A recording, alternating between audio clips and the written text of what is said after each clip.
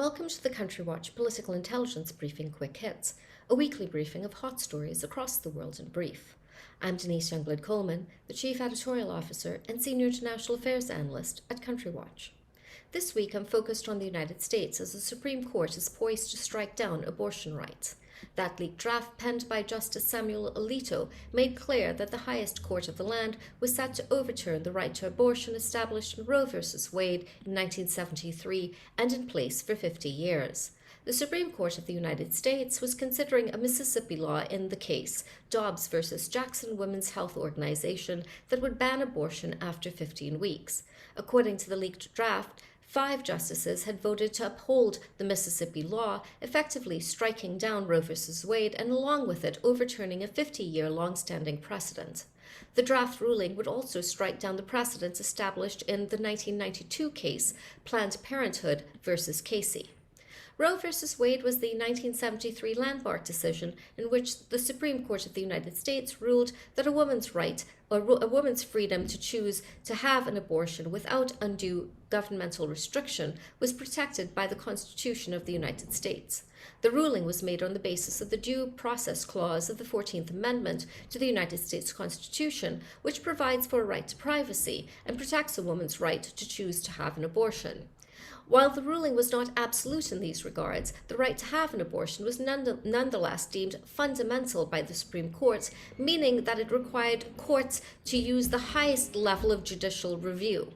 The Planned Parenthood v. Casey case centered on several restriction provisions within a Pennsylvania abortion law.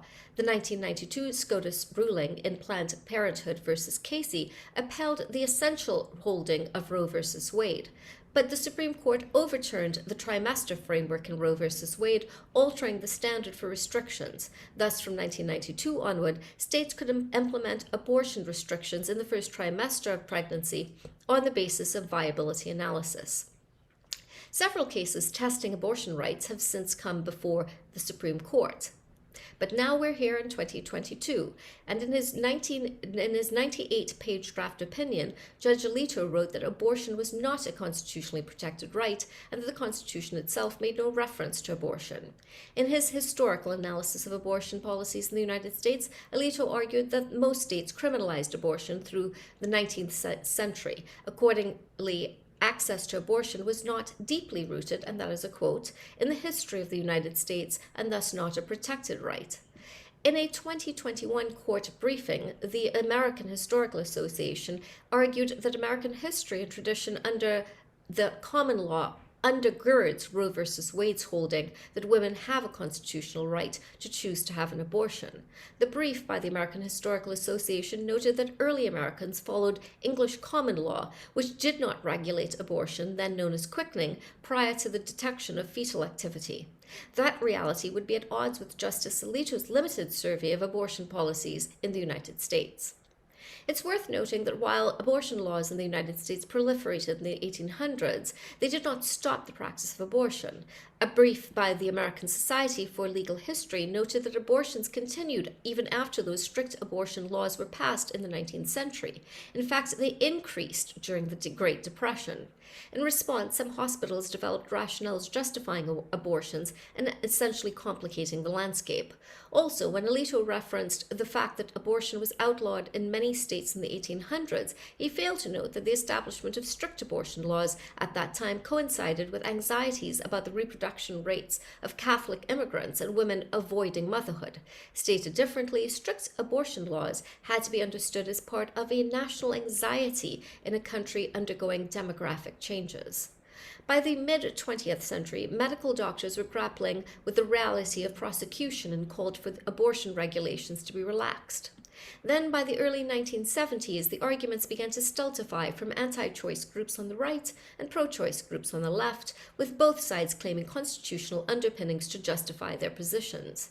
At the fulcrum of Alito's argument has been the 14th Amendment. To this end, it must be noted that the Supreme Court has held that the 14th Amendment grants more unenumerated rights than simply the right to an abortion.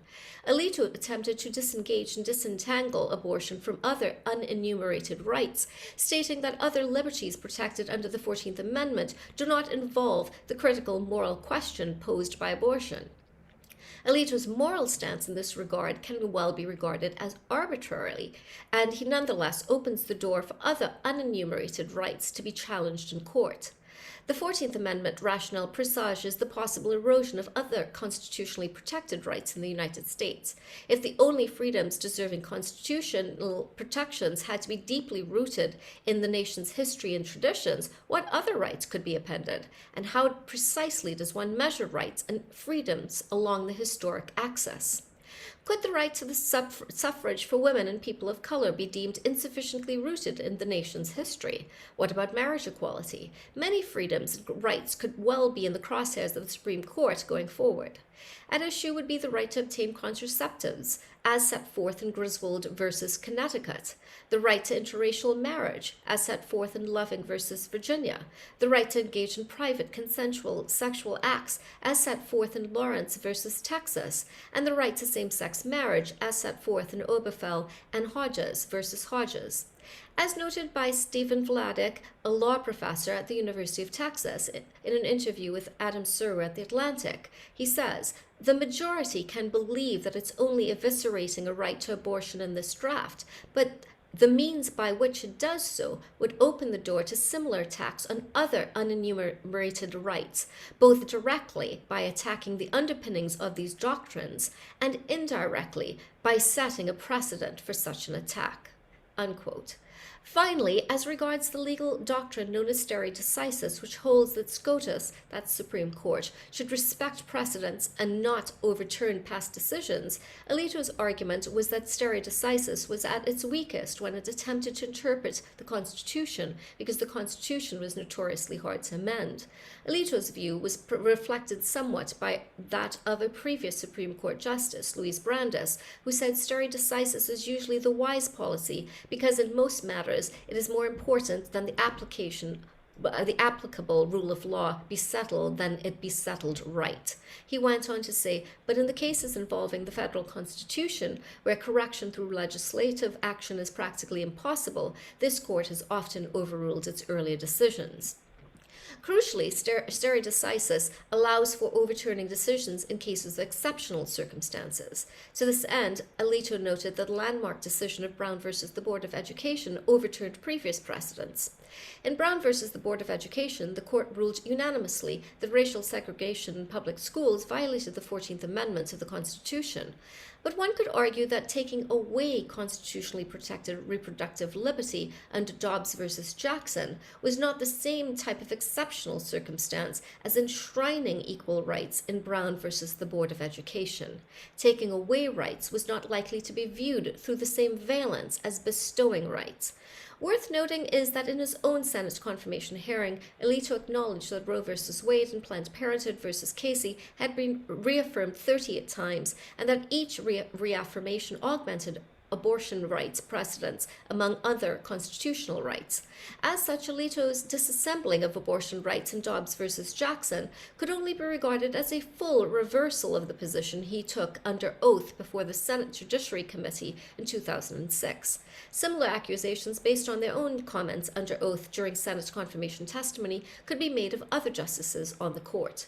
Should the anticipated ruling strike down Roe v. Wade and with it abortion rights, the public resonance was not expected to be positive. Survey data indicates that most Americans are supportive of abortion rights. Other stories I'm covering include Russia, where Russian President Vladimir Putin, says that the war in Ukraine is a fight for the motherland at his Victory Day parade. On a related note, the United States announced a new tranche of sanctions against Russia. This slate of sanctions is aimed at cutting off the Kremlin from professional services. Furthermore, visa restrictions would be placed on thousands of Russian and Belarusian officials, along with slapping sanctions on executives at Gazprombank, the Russian entity through which Russian gas is sold. These measures, along with the raft of punitive sanctions already passed, were intended to damage the Russian economy in the long term and force it into isolation from much of the free world. North Korea also gets attention as United States military and intelligence agencies have assessed that North Korea could soon resume underground nuclear activity. North Korea was making preparations at the Punggye-ri nuclear test site with evidence of personnel and vehicle activity spotted through satellite imagery. Should the North actually conduct an underground nuclear test, it would be the first in nearly 5 years and the 7th overall. In the Philippines, Ferdinand Marcos Jr., son of the former dictator, captured a landslide victory in presidential elections. The overwhelming victory came despite Marcos's past as the beneficiary and stalwart of his father's corrupt and brutal dictatorship, which was marked by plunder and repression. It also came despite refusing to participate in debates and unpaid tax bills by the Marcos family. The journey from pariah to president for the younger Marcos occurred thanks to an army of social media trolls, as well as the use of disinformation on social media platforms. Elections are coming up in Lebanon, where the polls promise little relief from political and economic chaos in that country. With a fragmented opposition, and which is also disorganized, Hezbollah and its ally Amal were expected to be the most successful parties in these elections. Subscribers can read more about these and other stories at the Country Watch website at www.countrywatch.com.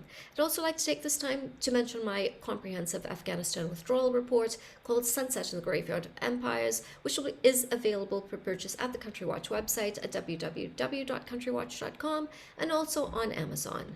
Thank you for your time. Have a great day, and remember, now more than ever, we live in an interconnected world.